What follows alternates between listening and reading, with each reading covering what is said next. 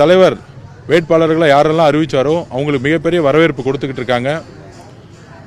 ஆனால் திமுகவுடைய ஊடகங்களோ பத்திரிகைகளோ அதை எந்த அளவுக்கு மறைக்க முடியுமோ அந்த அளவுக்கு மறைக்கிறாங்க. ஆனால் கிரவுண்டில் மிகப்பெரிய ஒரு அலை உருவாகிட்டு இருக்கு. அதை நேற்று நீங்கள் கொளத்தூர் தொகுதியிலே பார்த்துருப்பீங்க.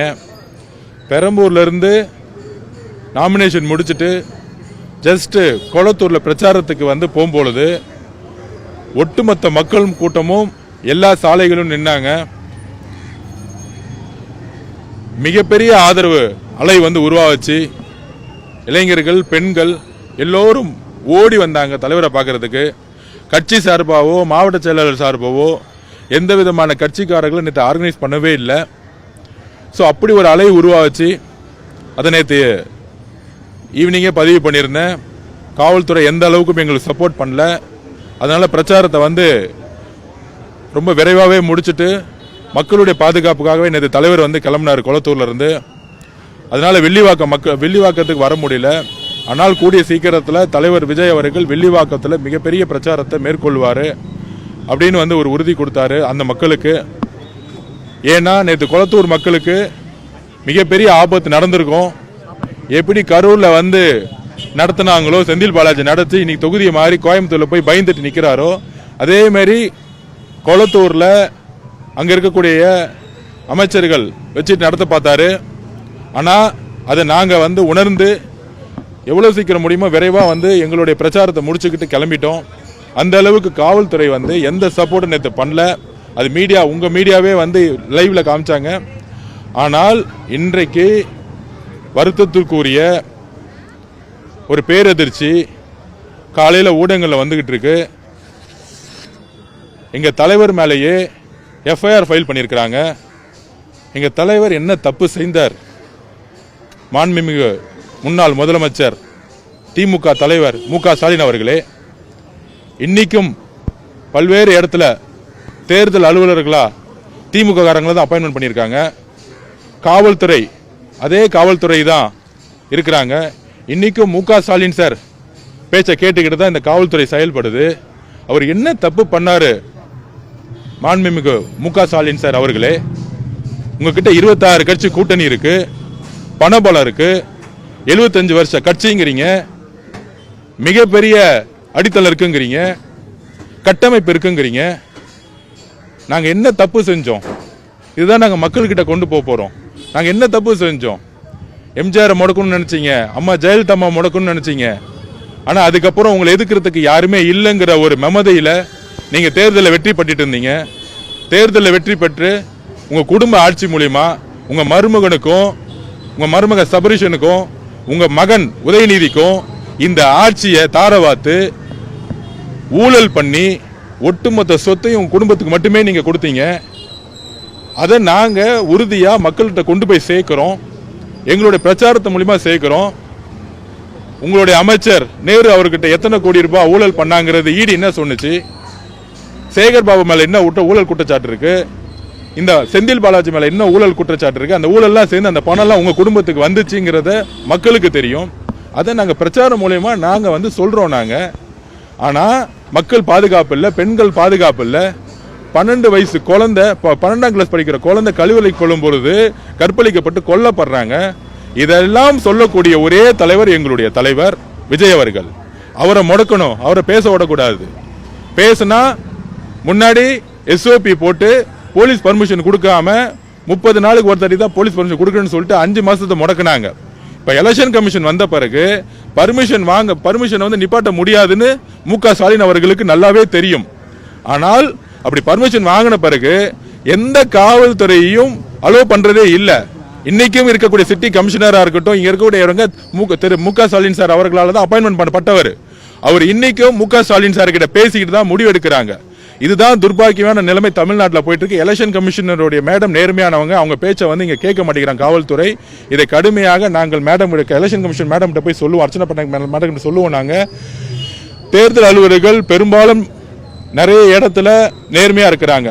ஆனா மற்ற இடத்துல பாதி இடத்துல முக்கியமா மு.க. ஸ்டாலின் அவர்களோடும் மு.க. ஸ்டாலின் கூட அமைச்சர்களாக இருந்தவங்க பேச்சு மட்டும்தான் கேட்கிறாங்க. அதுக்கு தான் எங்களுடைய தமிழக வெற்றி கழக தலைவர் விஜய் அவர்கள் மீதும் சட்டமன்ற உறுப்பினரா வேட்பாளரா இன்னைக்கு நேற்று தாக்கல் செய்த பிறகு முதலமைச்சரா கேண்டிடேட்டா வேட்பாளரா மக்கள் முன்னாடி நிற்கும் பொழுது மு.க. ஸ்டாலின் சார் அவர்களுக்கு மிகப்பெரிய பயம் வந்துருச்சு. அவர் என்ன தப்பு செஞ்சார் மக்கள் கேட்கட்டும்.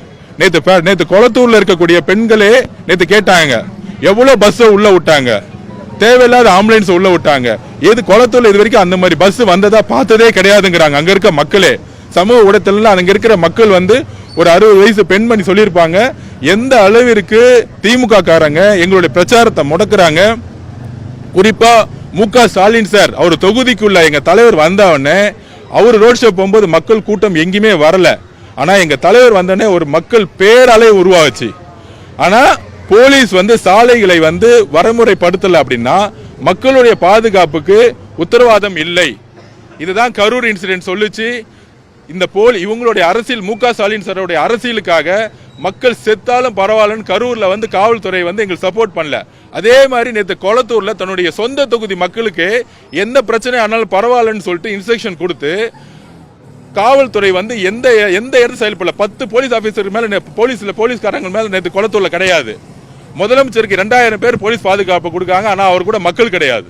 எங்களுக்கு கிட்டத்தட்ட 10,000-15,000 மக்களுக்கு மேல திடீர்னு மக்கள் அலையா வராங்க, கூட்டமா வராங்க, ஆனா 10 போலீஸ்காரங்களும் கிடையாது.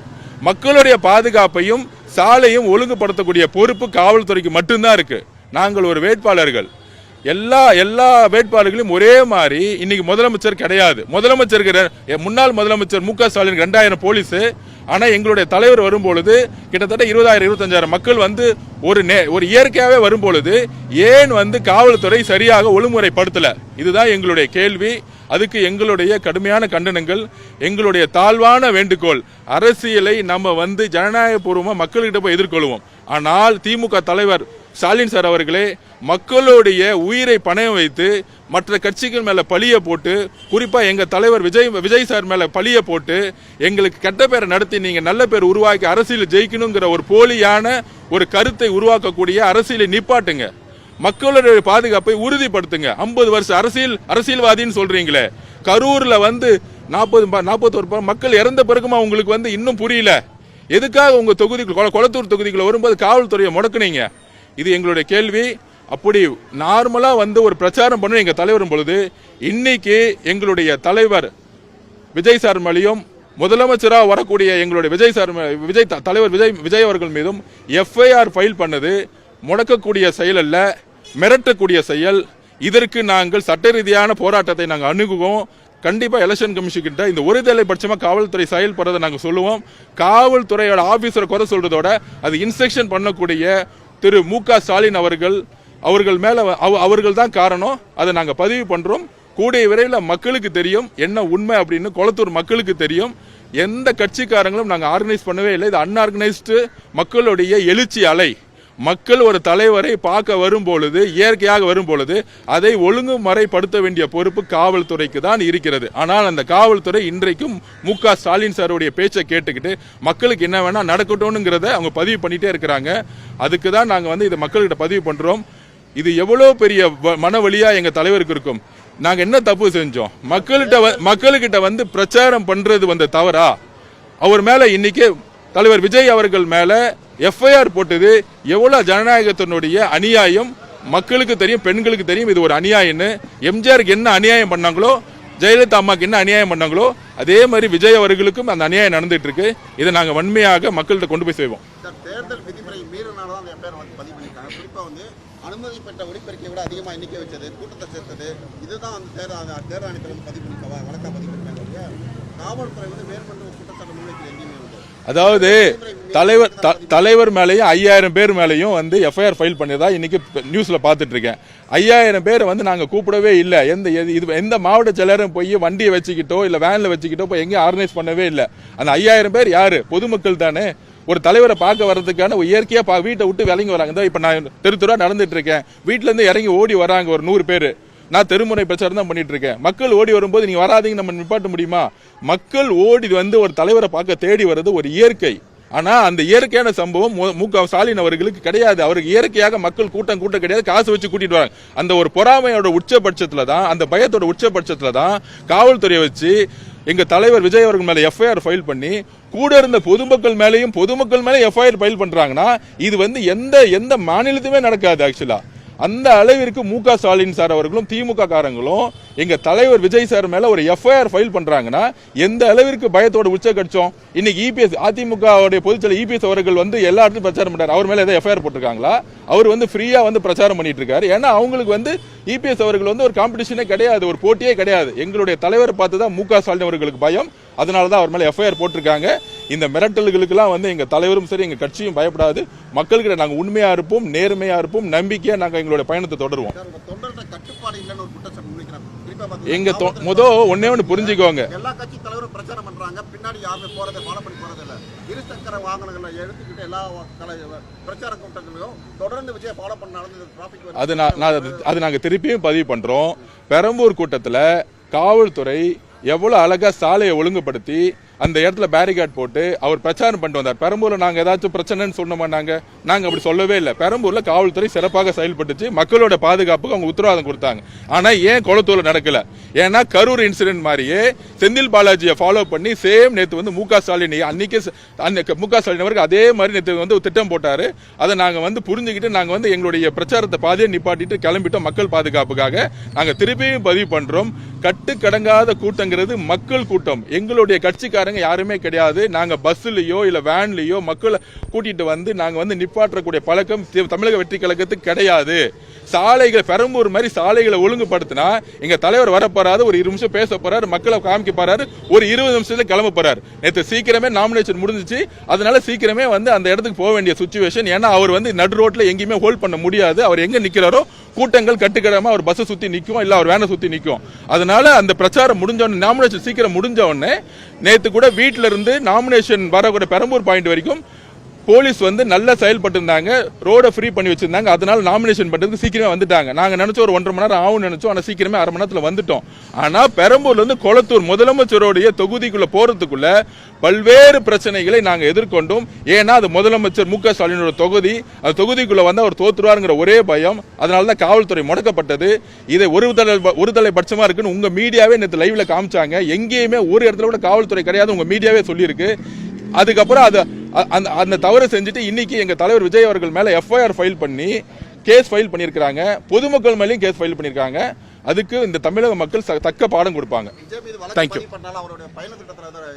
எந்த மாற்றமும் கிடையாது.